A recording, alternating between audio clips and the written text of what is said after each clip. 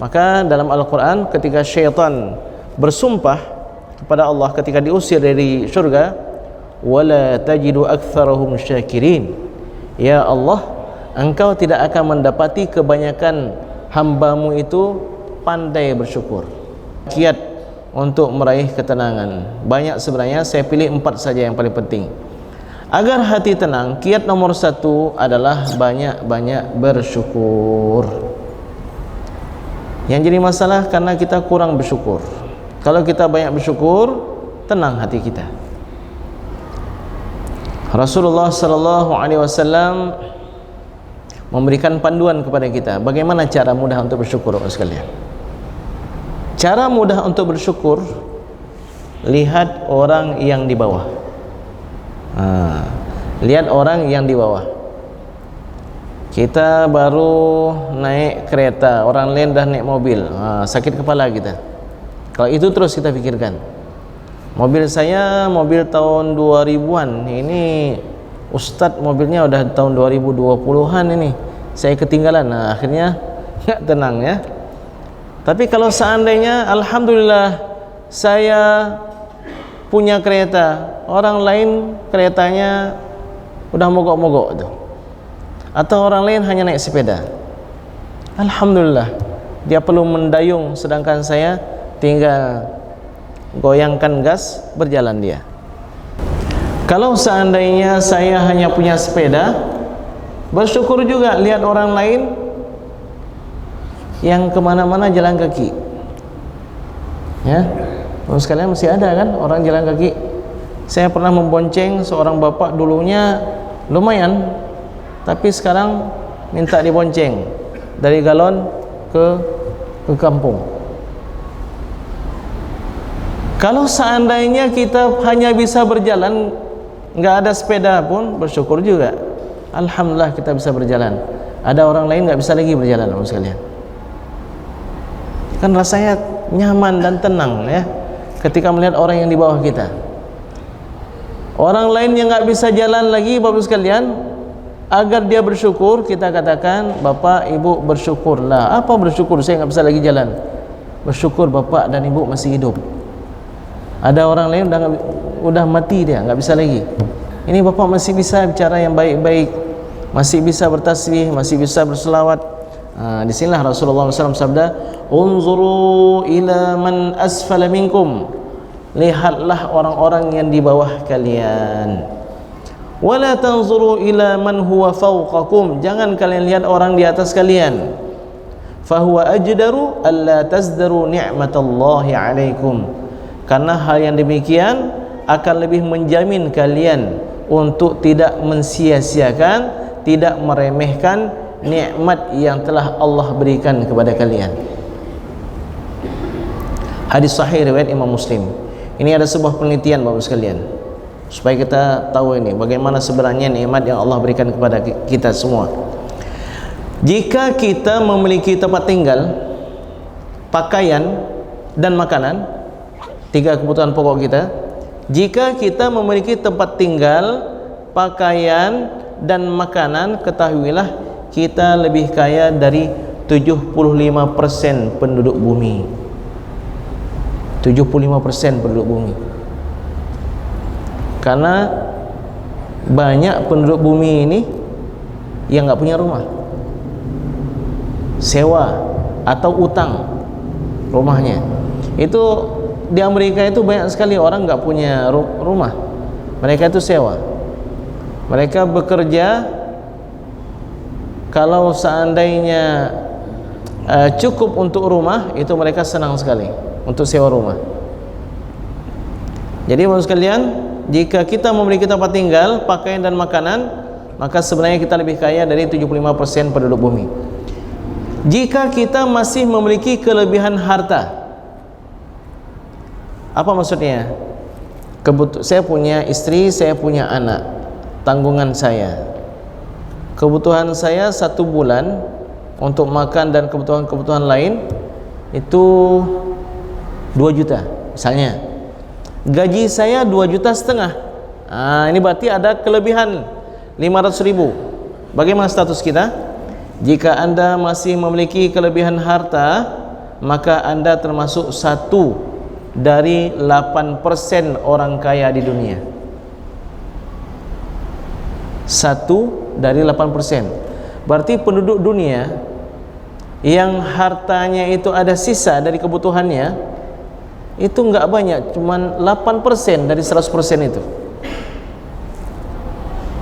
Dan jika anda mampu beribadah dengan tenang, maka anda lebih bahagia dari 5 miliar orang.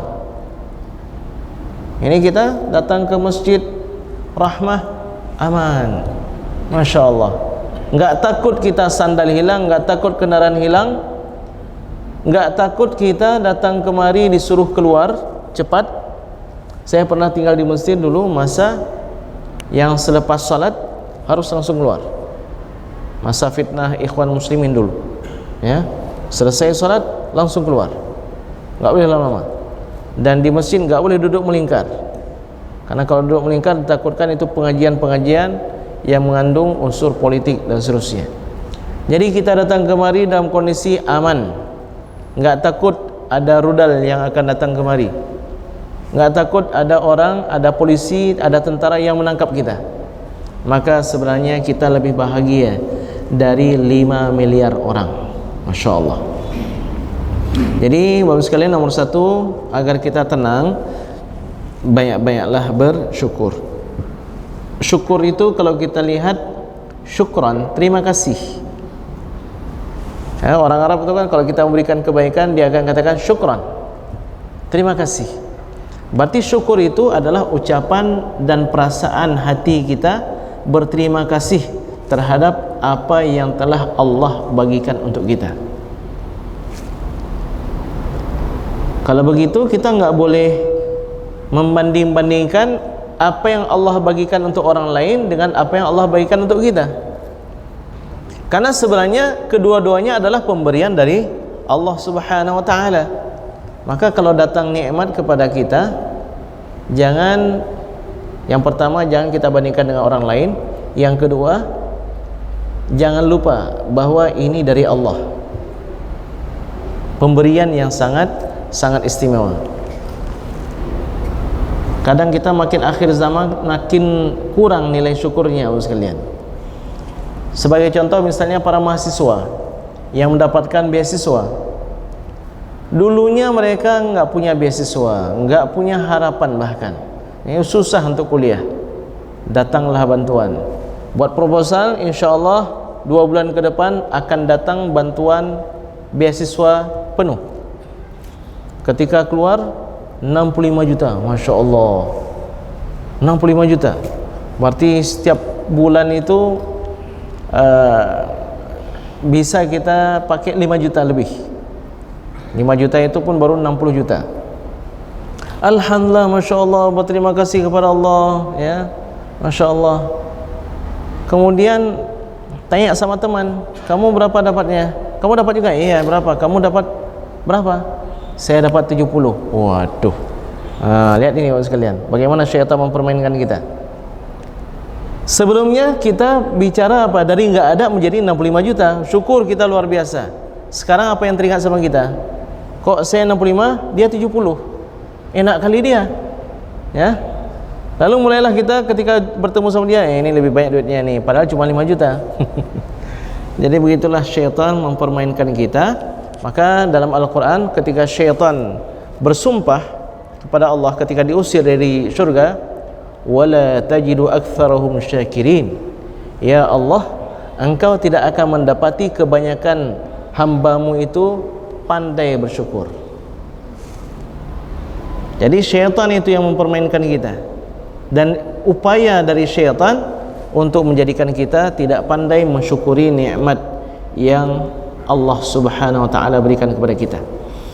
Yang kedua, kiat untuk tenang, zikir. Ya, zikir. Zikir itu masuk di dalamnya istighfar, masuk di dalamnya kalimat tauhid la ilaha illallah, masuk di dalamnya berbagai macam doa, masuk di dalamnya selawat. Tapi dari sekian banyak zikir, Bapak sekalian, zikir banyak ya. Ini 3 zikir ini hendaknya Bapak perbanyak. Yang pertama istighfar, yang kedua la ilaha illallah, yang ketiga berselawat kepada Rasulullah sallallahu alaihi wasallam. Mau 100 kali, yang ini 300 kali, yang ini 1000 kali, terserah. Mau bapak lazimkan saja istighfar aja boleh juga. Mau bapak lazimkan selawat aja juga boleh. Bapak lazimkan kalimat tauhid saja boleh. Tapi yang dianjurkan oleh para ulama, kalau kita pilih satu saja, ini banyak versi ini, tapi yang kebanyakan saya dengar anjuran untuk memperbanyak selawat kepada Rasulullah SAW. Karena selawat kepada Rasulullah SAW itu di dalamnya kita mengingat Allah. Karena bunyi lafaznya kan Allahumma salli ala sayyidina Muhammad. Berarti kita hubungkan diri dengan Allah dulu. Allahumma, ya Allah, curahkanlah selawat kepada nabimu, kepada kekasihmu Muhammad sallallahu alaihi wasallam. Termasuk di antara zikir dan doa yang diajarkan oleh Nabi agar hati kita itu tenang. Ini hadisnya banyak sekali manfaatnya. Dia untuk meraih ketenangan, dia untuk menghilangkan kemalasan, melepaskan diri dari penyakit ketakutan dan kebakhilan, dan juga doa untuk melepaskan diri dari lilitan utang. Hadis ini diriwayatkan oleh Imam Al-Bukhari dari Anas bin Malik. Rasulullah SAW mengajarkan doa yang sangat bagus. Allahumma inni a'udzubika minal hammi wal hazan, wa a'udzubika minal ajzi wal kasal, wa a'udzubika minal jubni wal bukhl, wa a'udzubika min ghalabatid daini wa qahrir rijal. Ada 8 yang kita minta perlindungan kepada Allah dalam 4 kalimat yang pendek. Allahumma, ya Allah, inni a'udzubika, sesungguhnya aku berlindung kepadamu, minal hammi, dari kecemasan, wal hazan, dan kesedihan. Hammun di sini kecemasan terhadap masa yang akan datang. Bagaimana saya nanti ya? Apakah saya akan sehat terus? Bagaimana anak dan cucu saya ya? Ini sebenarnya permainan syaitan menurut sekalian. Masalah rezeki jangan pernah kita takut, karena itu sudah jaminan dari Allah Subhanahu wa ta'ala. Yang perlu kita takutkan kalau kita menjadi penyebab rezeki itu enggak mau turun. Kenapa? Karena maksiat-maksiat yang kita lakukan. Hakikatnya rezeki itu pasti. Hakikatnya rezeki itu pasti, ya sekalian.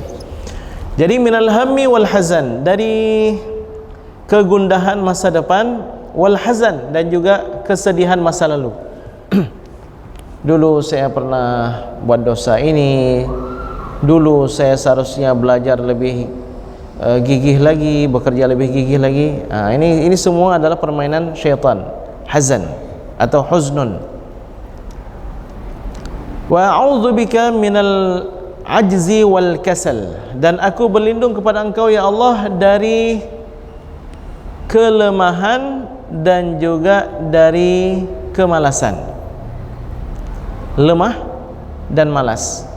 Lemah itu fisik bergerak tapi enggak mampu.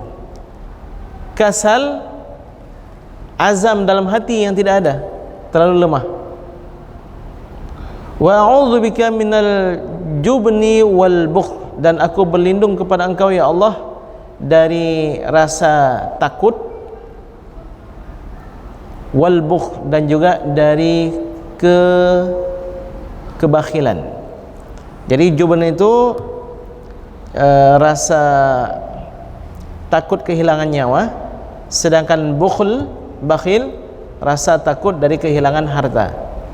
Kita berlindung kepada Allah Subhanahu wa ta'ala, karena kebakhilan penyakit yang tidak baik, begitu juga pengecut adalah penyakit yang juga tercela dalam agama kita. Bahkan Rasulullah SAW sabda, akan tiba suatu zaman terjadi kepada kalian umatku, kalian itu menjadi santapan musuh-musuh kalian. Para sahabat heran, kok bisa kami menjadi santapan ya Rasulullah? Kami aja yang jumlahnya sedikit ini, kita yang jumlahnya sedikit 313 bisa mengalahkan 1000 orang lebih. Berapa banyak pertempuran yang kaum muslimin terlalu sedikit jumlahnya. Orang-orang kafir, musuh-musuh kaum muslimin jumlah mereka lebih banyak, sehingga para sahabat berkata, awamin qillah ya Rasulullah, apakah jumlah kita di waktu itu terlalu sedikit ya Rasulullah? La, tidak. Bal antum kathir ka ghusa'is sail, tidak, kalian sangat banyak di waktu itu, seperti buih di lautan. Buih di lautan itu berapa banyak? Banyak sekali. Sekarang agama yang paling banyak dianut oleh penghuni bumi adalah agama Islam. Tapi walakin asabakumul wahan, kalian ditimpa dengan penyakit wahan. Wahan itu kalau kita lihat kamus, wahnun lemah. Para sahabat bertanya, wahan maksudnya apa ya Rasulullah? Hubbud dunya wa karahiyatul maut, kalian terlalu cinta dengan dunia, ya, dan kalian takut mati. Cinta dunia sehingga kalian tidak mau lagi membantu saudara kalian, ya, apalagi saudara kita di Palestina itu sekalian, donasikanlah sebagian dari harta kita. Ya, Nabi SAW memesankan kepada para sahabiat yang ada pada masanya untuk mendatangi Baitul Maqdis. Ya Rasulullah, kalau kami enggak mampu bagaimana? Kalian kirimkan minyak-minyak untuk dinyalakan lampu atau obor di dalam Baitul Maqdis. Di waktu itu kalian terhitung seperti telah mendatanginya juga. Nah, kita kirim walaupun kita enggak berjihad di sana, itu termasuk di antara perhatian kita terhadap mereka. Sidang hadirin hadirat sekalian yang dimuliakan oleh Allah Subhanahu wa taala. Jadi hubbud dunya, terlalu cinta dunia, dan wa karahiyatul maut, takut mati. Kita sebenarnya enggak boleh takut mati. Yang boleh kita takutkan, kita takut belum siap untuk mati. Itu yang harus kita arahkan rasa takut kita. Kalau mati enggak boleh takut sekalian, karena kita pasti akan mati.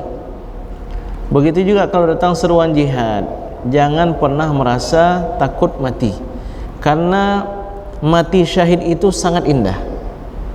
Mati syahid itu sangat indah. Orang lain ketika dicabut nyawanya bagaikan sayatan 300 pedang atau 300 sayatan pedang, sedangkan orang mati syahid itu sakitnya hanya seperti dicubit. Kita kalau cubit bagaimana? Sakit, begitu lepas langsung hilang. Sam, putra Nabi Nuh alaihissalam yang selamat dari taufan di waktu itu, ketika masa Nabi Isa alaihissalam, itu orang-orang Bani Israel menantang Nabi Isa, wahai Nabi Isa, bisa enggak engkau bangkitkan Sam, putra Nabi Nuh? Lalu Nabi Isa alaihissalam bermunajat kepada Allah Subhanahu wa taala, bangkitlah Sam dari kuburnya. Wahai Sam, menurut yang kami baca dalam kitab-kitab kami, rambutmu itu hitam. Kenapa bisa putih seperti ini? Karena saya kira kiamat sudah terjadi. Saya kira ini sudah terjadi kiamat, maka saya ketakutan, rambut pun memutih. Wahai Sam, apa yang kau rasakan? Sakit. Sakit apa? Sakit mati waktu dicabut nyawaku, padahal itu sudah berlalu ribuan tahun yang lalu. Begitu berat perasaan, ya, rasa sakit yang dirasakan oleh mereka yang mati dalam kondisi biasa. Tapi orang mati syahid, setelah matinya itu ringan, ruhnya juga akan masuk segera ke dalam syurga. Ketika orang-orang lain arwahnya masih antara langit dan bumi, sedangkan orang mati syahid rohnya sudah masuk ke dalam syurga Jannatul Naim. Itu kalau kita lihat di Palestina itu ada rekaman Bapak sekalian. Ada orang menjelang akhir hayatnya, dia katakan, itu sudah dibukakan pintu syurga untukku, aku menciumnya, aku merasakannya, aku melihat bidadari, dan Masya Allah, ya. Dan juga yang ketujuh dan ke-8, wa'udzubika min ghalabatid daini wa qahrir rijal, aku juga berlindung kepada engkau ya Allah dari lilitan utang dan juga kezaliman orang-orang. Jadi doa ini kalau bisa kita hafalkan Bapak sekalian. Kalau tidak pun maka kita perbanyak istighfar. Astaghfirullahalazim, astaghfirullahalazim. Siapa yang membiasakan istighfar, kondisi sempitnya akan Allah lapangkan, kondisi gundahnya akan Allah gantikan dengan kondisi yang membahagiakan. Apapun kondisi kita, kalau sulit perbanyak istighfar, akan Allah gantikan dengan kondisi yang lebih baik. Kemudian yang ketiga sekalian, termasuk kiat untuk mendapatkan ketenangan adalah melakukan kebaikan. Kita pasti akan merasakan itu. Sedekah, ada rasa ketenangan. Kita baca Al-Quran, ada rasa ketenangan. Kita laksanakan salat, selepas salat ada rasa ketenangan yang kita dapatkan dalam hati kita. Maka betullah para ulama, para ahlullah, para ahli sufi mengatakan, ketaatan itu sulit untuk kita lakukan, tapi setelah kita lakukan mendatangkan ketenangan. Kemaksiatan mungkin menyenangkan hati, menyenangkan nafsu kita di awalnya, tapi setelah kita lakukan terasa sempit hati kita, tidak mendatangkan ketenangan. Maka sekalian, marilah perbanyak melakukan kebaikan. InsyaAllah Allah akan datangkan ketenangan. Dan termasuk juga yang terakhir yang ingin saya sampaikan, untuk mendapatkan ketenangan hendaknya kita bersikap jujur dalam tutur kata dan perilaku kita. Tidak ada orang yang dusta yang tenang hidupnya, takut sekali terbongkar kedustaannya. Dan akhlak yang paling buruk, yang paling dibenci oleh Rasulullah sallallahu alaihi wasallam adalah dusta. Rasulullah SAW bersabda, as-sidqu tuma'ninah, jujur itu ketenangan. Wa innal kadhiba ribah, dan dusta itu mendatangkan waswas dan kecemasan. Hadis riwayat Imam At-Tirmidzi. Mudah-mudahan Allah Subhanahu wa taala menjadikan kita pribadi-pribadi yang tenang dalam kehidupan kita, dalam ibadah kita, dalam urusan dunia kita. Allahumma amin. Allahumma amin. Mari kita ambil manfaat dari ilmu beliau. Bisa kita lihat video-video kajian beliau di Ustaz Awwalu Zikri Official. Subscribe, like, and share, komen. Manfaatkan ilmu ini, mudah-mudahan amal kita sesuai dengan tuntunan Rasulullah SAW.